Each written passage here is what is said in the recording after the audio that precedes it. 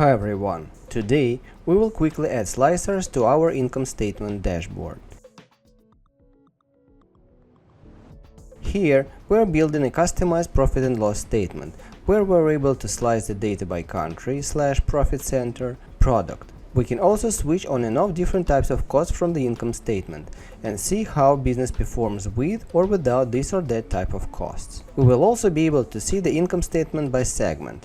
All tutorial links you will be able to find in the description of this video. If you find these short tutorials valuable, please like, share and subscribe to our YouTube channel. First slicer that I would like to add will be country / profit center slicer. Let's select the slicer. In field area, we will be dragging country column of a union data table.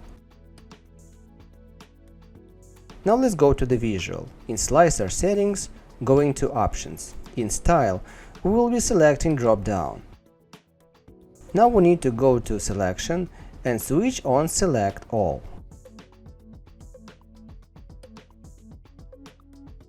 In values, we can add yellow background.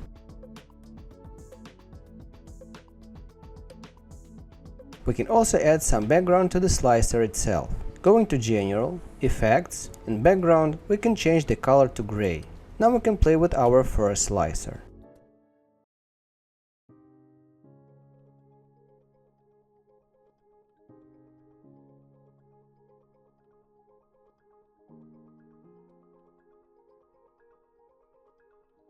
Moving to the next one, that will be product. We can simply copy the first slicer and exchange the country column to product column of a union data table.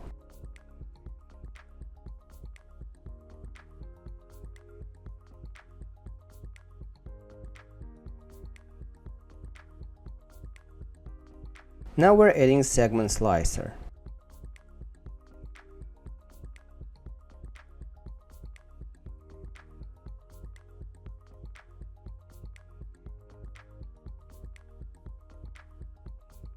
Moving forward to date slicer.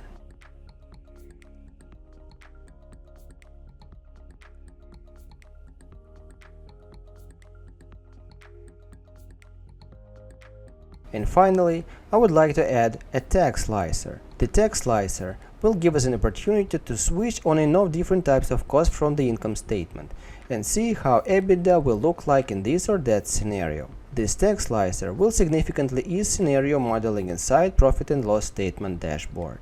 What is important about slicers, you need to have a column based on which you will be able to create a slicer. To be able to create a tag slicer, we did some data manipulations previously. They are described in detail at our previous tutorials. All their links you will be able to find in the description of this video. We just need to remove non-necessary text from the slicer. To do that, let's go to the filter panel for the slicer. Press select all. Here, we just need to remove unit sold tag.